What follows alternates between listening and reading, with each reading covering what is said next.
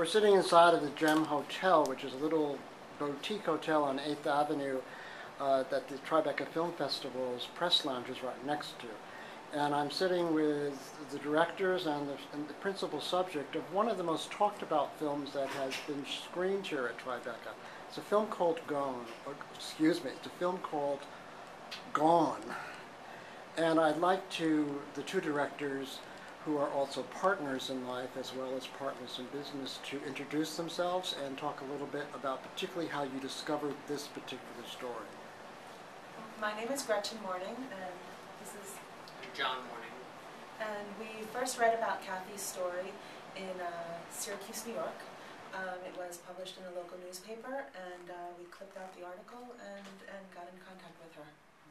And when did the producer get involved? He's sitting in the window here, very nicely framed in shadow. I guess it was a little over a year ago. Gretchen and John, I guess, came across my company, which with Native Edge Films, we support and co-produce meaningful stories that we see potential for, and they sent us a raw interview with Kathy, which was all the footage they had at the time, and we were immediately compelled. It had been shot beautifully, and Kathy's story was so tragic, yet so important to get out to the world, and at the same time riveting, that it became obvious to us that we should be getting involved with this and helping get this film completed and out. Well, this is quite the connection with this particular producer who had a film here last year called Budris, which was also very well received, and the kind of films that he has made. It sounded like someone took you very seriously about the project that you had in hand. So let's talk about, this is a film about Kathy, a cop, an ex-cop, and a mom with a gay son, and who was a seminarian and an athlete, and moved to Vienna, and was working for the UN, and turned up missing one day. And all the good things about being a female cop, I think, put you in a position to take action almost from the beginning. So can you, the film opens with Kathy being asked what she remembers of her son, Aaron, and she pauses for a moment and says, "Gone," which is the title of the film. So Kathy, could you bring us into the movie and bring us into your relationship with Aaron and how this journey started? I'm stumped. How do I bring myself into the relationship with Aaron? Well, no, this is your oldest son. Right. Okay. All right. Okay.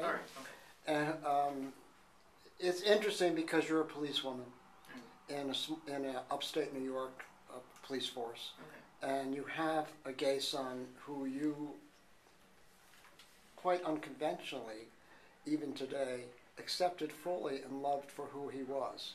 Is that correct? That's correct. Now, isn't that a little unusual or am I stereotyping police departments in an unfair way? No, I don't think you're stereotyping police departments in a wrong way. I think police departments in general, and there's always exceptions to the rule, are pretty narrow-minded because, especially in smaller police departments, I guess to put it accurately, you're kind of choosing from a small gene pool. Generally, it's people who grew up in that particular area, especially in a rural place like Ithaca or the Cortland area, and they haven't had a whole lot of diversity or been exposed to a whole lot of diversity. So you have your rural young men, primarily white, who haven't had any experience with any kind of diversity groups, like LGBT, blacks, Asians, Latinos, anything. So dealing with anybody unlike themselves is uncomfortable. Different is scary. So it's almost an advantage for the people who are different in the community to have a mom who has a gay son that she accepts and who loves her and she loves, become the policewoman in town. I think so, yeah. I think the fact just being a woman made me so much more accessible, because I obviously don't have the size to be intimidating, and I would allow people to approach me and even touch me And that was something that police officers just, and probably still don't, you know, they're constantly blading themselves away from people on the street. They don't want to be touched, you know, they're taught that. And I realized that I had to approach policing from a different aspect. I had to approach it from who I was. I was a 33-year-old mother of two when I started at the police department, and I had to be me. Tell us about Aaron. Aaron was a character right from the start. Aaron was the 7- and 8-year-old who didn't want to wear jeans or sneakers. He wanted to wear dress pants and wingtip shoes, which, you know, 30-some years ago, there weren't a whole lot of shoe stores or clothing stores in the upstate New York area where you could buy clothing like that, but that's who Aaron was. Aaron was deeply religious. I attended 12 years of Catholic school, but was definitely I guess, fallen Catholic. But he really grasped that. He loved religion. I think he loved the structure. He loved everything about the church, and he loved especially the Latin Mass. And that's kind of hard to find these days. But he loved that. He loved that, and he loved education. Aaron was always walking around with a book or at the library. Very different from a lot of his contemporaries, and especially difficult in the rural area that he grew up in. So you had a son who some of us might call a style queen at a very young age, but who was also very religious. Yes. And also was an athlete. Extremely. So talk about, that's a strange combination. Yeah. Aaron was just this, again, I mean, he was so multi-dimensional. There was so many things about Aaron. Aaron was an incredible athlete, and he loved, he was an avid cyclist. So anytime there was some kind of fundraiser that involved cycling or running, which he loved to do, he was there. You know, he was out there hawking, you know, for people to donate money, you know, to sponsor him so he could raise money for different organizations. It made no matter what it was, what the organization was. He wanted to help out other people. But he loved running, loved cycling, loved to work out. Yeah, he was. You know, we see Aaron through a series of photographs, and he was almost stereotypically the buff gay man. And I was very touched when in the movie, when you reveal in the movie that Aaron, in fact, had been studying to be a priest, was very serious about this, had come out to the superiors in the order that he was studying, and he was given the option of being ordained. Correct me if I didn't hear it correctly. And if he would be willing to preach against homosexuality. And at that point, he said no and left the seminary. And did he stay religious at that point? Absolutely. Absolutely. I mean, that was not going to deter him from the church that was his. I mean, he was Catholic to the core, and if he couldn't become a priest, well, that's fine, but he was still going to stay with the church. So he was an accolade. He sang in the choir at various churches in Vienna, and absolutely loved it. So you read the story, and you found Kathy? We found Kathy. Okay, and what made you say, okay, we want to tell a mother's story, not the Aaron story as much as the mother's story? And I think it's important that we know that this film doesn't cover everything. It does cover one woman's quest to find out what happened to her son, who happened to be a gay son. Well, you know, when we first read the newspaper article, there had been very little published about Aaron and his disappearance and Kathy's quest to find him. The press coverage was very scant. So we met, I met with Kathy just to kind of introduce myself. It was a very brief meeting, and we decided to have the interview. And at the time, I think John and I both thought, you know, this is a story about a missing man. We're going to go talk to his mom, because he's still missing.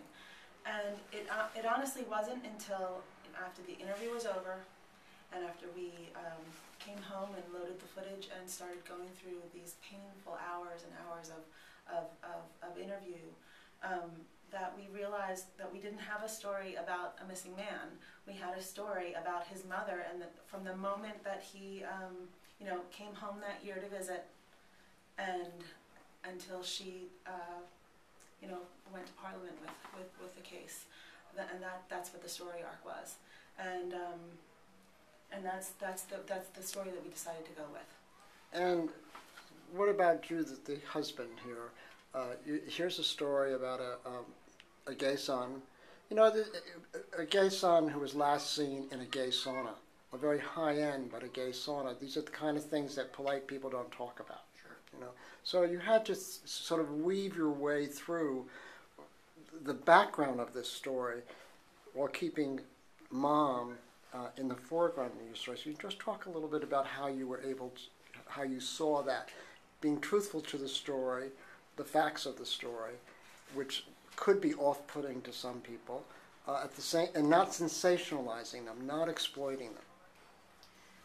I think you start off with a real fascination from that first AP article, where, remember at the time, a lot in the news was done of the whole Natalie Holloway case, the young girl who went missing in Aruba, and we're wondering, here's this missing man, why is this not getting the press coverage?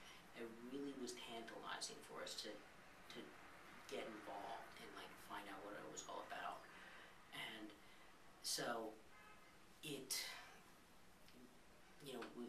Gretchen had the interview with Kathy, and we watched that interview over and over, and just were drawn into her voice and her journey.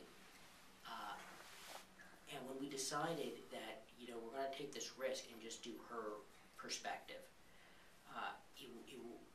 there's a freeing aspect because we kind of knew, as we both work in TV, and Kathy's a 20-year veteran cop.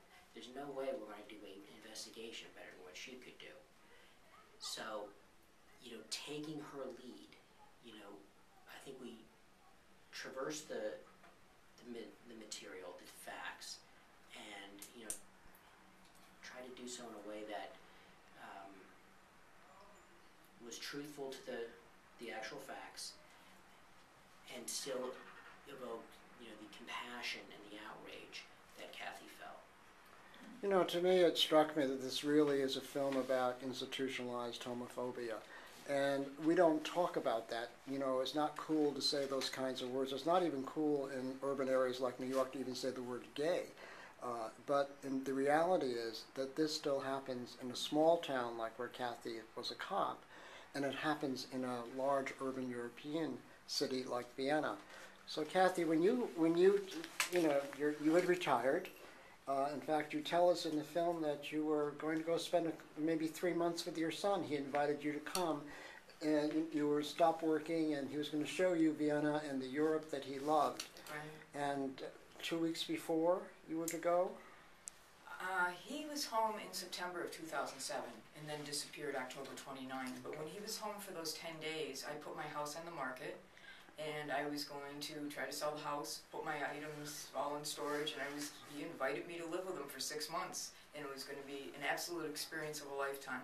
But he wanted me to experience more than just an occasional visit abroad or just living the upstate lifestyle. And I was so excited about it. And 2 days before he disappeared, I called him, and I told him, I said, gee, the housing market's really lousy. And he said, well, let's plan a trip for you to come over for at least 10 days at the beginning of December. I said, okay, start looking into some plans. That was on a Saturday. On Wednesday, October 31st, I got the phone call that he was missing. And when did you get on the plane? I got on the plane the very next day, on November 1st. Now, all your cop instincts probably, well, did they make you feel that you could get to the root of this quicker if you were there? Not just as the mom, but as the mom who was a cop. I did. And even though, as a cop, and I've experienced discrimination within the cop world myself, I still felt that I would have an edge. That being a retired cop, being able to show them my badge, being able to talk cop lingo, that there would be some kind of simpatico between me and the cops there. And I was totally wrong on that. You had a very chilling line in the film for me, and that's when you said, cops take care of cops. And it's sometimes called the thin blue line. It's you know. very thin. And yet, you sort of on some level expected, you show your retired badge, that they were going to treat you differently than just the mother of some gay boy. I honestly hoped that, but in my heart of hearts, I really didn't believe it, because it's not something that I, as a cop, had experienced. I knew that there was that thin blue line, and I knew how thin it was.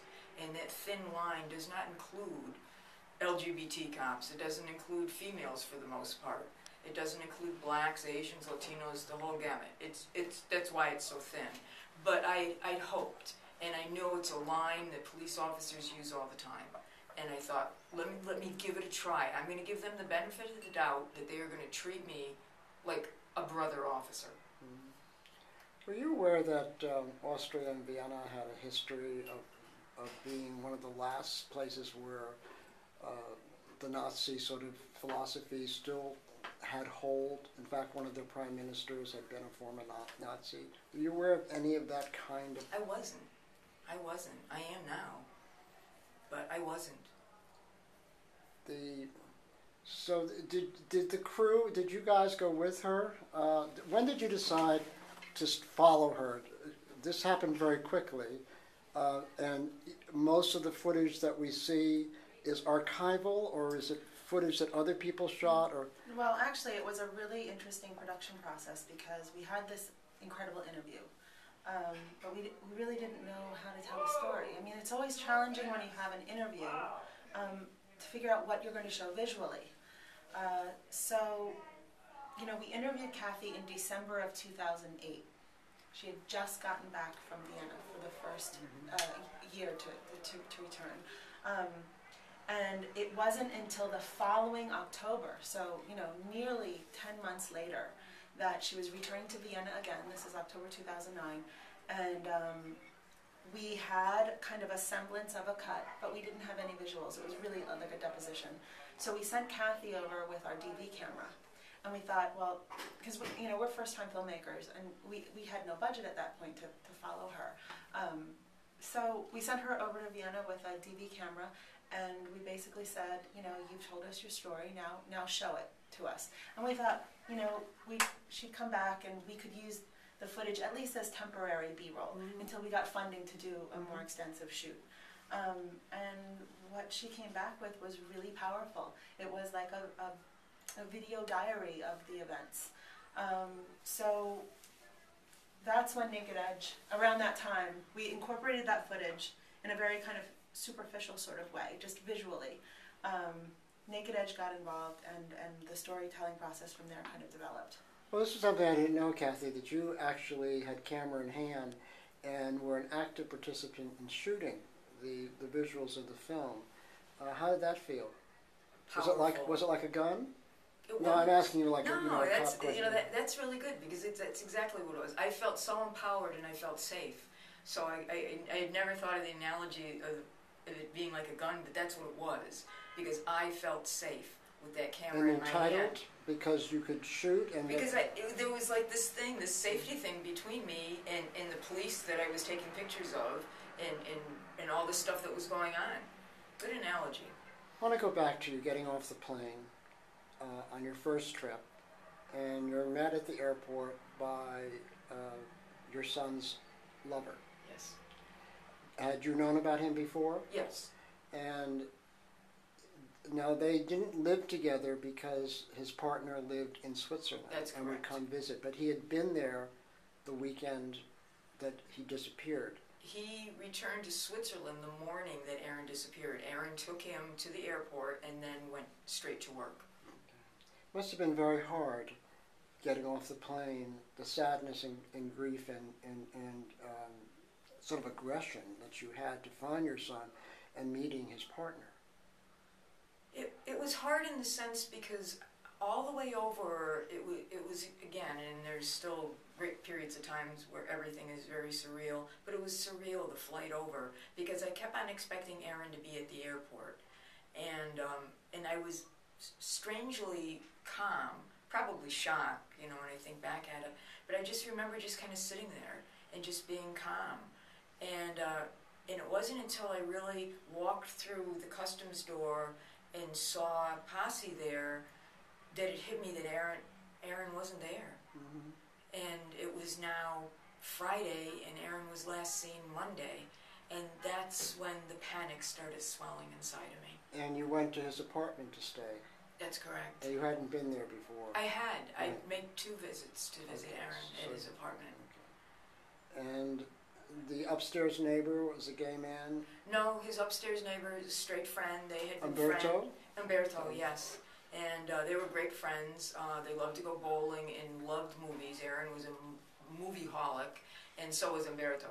So they were very close. So I want to ask you 2 questions.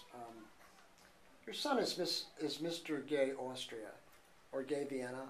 Gay Austria. Gay Austria, Mhm. and the first runner-up in Mr. Gay Europe, or some other? Yes.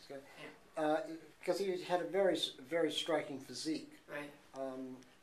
How does mom take in that this is who her boy is? You know, he's an object of desire. He's on posters. He's a well-known face and body in the gay community, Right. and the straight community sees it too, because this is not a secret in Right. Vienna. Talk about how you took that in and realized that this was your son too. I guess the first time that he mentioned that he was entering the Gay Austria contest, which the Kaiserbrunn Sauna sponsored him in, I was a little taken back, because I guess I didn't know. Oh, I didn't know what it was. It's the first time he had ever mentioned anything like that, any kind of Mr. Gay contest, anything. And and I had to ask him about it. I said, well, what's it like, and what's it all about?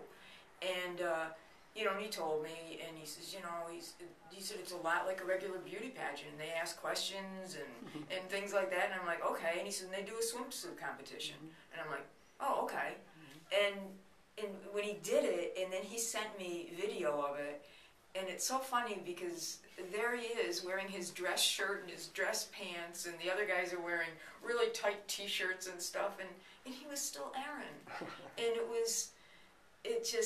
he was always just Aaron. And I didn't see him, and I don't know that he saw himself as an object of desire. It was like, I'm a proud man, and I happen to be gay, and here's a chance for me to do something that I like, and I like modeling, and I like my pictures taken, and I like this. And he was never into pornography or anything like that, so I was comfortable with that. How did you find this unusual mom? First of all, it's an unusual story, cop with gay son missing, but you find this mom who actually, her son has shared his life with her. Mm-hmm. There appears to be no secrets, and she doesn't care. She does love. How did that strike you? I mean, that's not the normal story for most gay people today. It surprises me that it's not, because John and I are parents, and we have a son. We have 2 girls and a boy, and I can't imagine not loving him. I can't imagine not loving my son for that reason. So I think for both John and I, it just I find it very upsetting that there would be an issue with a parent and a child in that way. I really do. I think one of those beautiful moments in the film, and we've always had it in every cut, but I think it was never considered to get rid of it. But when Kathy relays Aaron's coming out to her, and it's just this very humorous and loving and just charming story that of the coming out stories I've heard, there isn't anything quite like it. And, it's funny because I've heard your son and that story many times. The last person to realize that everybody knows is the person who's been keeping the secret. Exactly. Exactly. And everyone doesn't know how to say it's okay. Right. I want to talk about the police. So you go to, and I want to find out when you first learned that the last place he was seen was in this high-end gay sauna. The first time that I know it, at least we think we know it, is Wednesday night before I leave. This is October 31st, and this is through Posse and Umberto, because Posse is now returned from Switzerland. He returned on Tuesday, the day after Aaron disappeared, because everybody knew Aaron and how dependable he was, for him not to answer the phone, for him not to be home, for him not to go to work. This was totally out of character. So Posse and Umberto did a lot of legwork in those 48 hours, and they tried to report him to the police, and the police were like, oh, you know, is he your gay lover? Is he your gay this? Are you this? You know, and a lot of derogatory terms, and wouldn't take a report. So they started making a lot of phone calls, and they were able to find out. And there is a network in the gay community. Exactly, yeah, and they were able to find out, like third hand, that Aaron had been at the Kaiserbrundel, that there had been some kind of big fight with a bunch of tourists, and that somebody had gone to the hospital. So they went directly to the Kaiserbrundel on Wednesday, and they were told, yeah, there was this big fight, and a bunch of tourists, and someone went to the hospital. Well, what happened to Aaron? We don't know. But, you know, there was this big fight, and someone went to the hospital, and we called the police. We called them twice. And again, I think that's the beginning right there where things start changing, because then the stories start changing. The Kaiserbrundel then changes the story.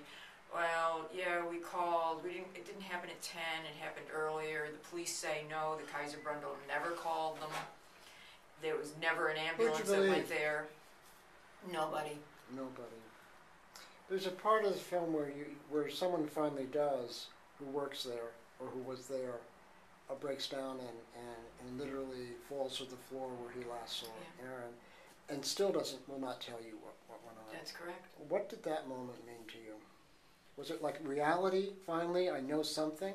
It was confirmation. It was validation of everything that I feared, because throughout my mind, every once in a while would come this: am I in denial? Is there something I didn't know? And that, I think, that was it. It was like, no, I'm right. I'm following my instincts. I'm following my mother's intuition. As a mother, I'm following my instincts as a cop. I'm on the right track here. Something's happened. So let's talk about the Vienna police. You go with full expectations that they're going to help a fellow cop find her son. Mm-hmm. Not her gay son, but her son. Correct. Right. So walk us through your experience with the police. My first experience was right after I got off the plane. We went to Aaron's apartment. Umberto was there. 2 police investigators outside of my son's apartment door. They never greeted me. They never said anything. Umberto introduced me to them. They just kind of shrugged their shoulders. He opened the door, and from the vestibule or entryway of my son's apartment, you could see his bedroom, his living room, and the dining room. Not the kitchen, but here's the bathroom. You could see everything almost. They walked in. You could see under my son's bed from where we stood in the doorway, yet they made a big deal about getting on their hands and knees and looking under his bed. And then they went in and they pulled open the sofa couch. I guess they thought he was hiding in the sofa couch. And that was it. They literally thought he was hiding there? Or well, were they didn't trying to say show that, you but that they were doing something? Yeah, they were pretty top-notch investigators. Mm. Then they came back out into the vestibule where we were, and the one asked Umberto in German for my passport. I gave him the passport. He started writing things down. The other one just stood there, just kind of glancing around. And that's when I said to him, I said, "Do you speak English?" He said, "Yeah."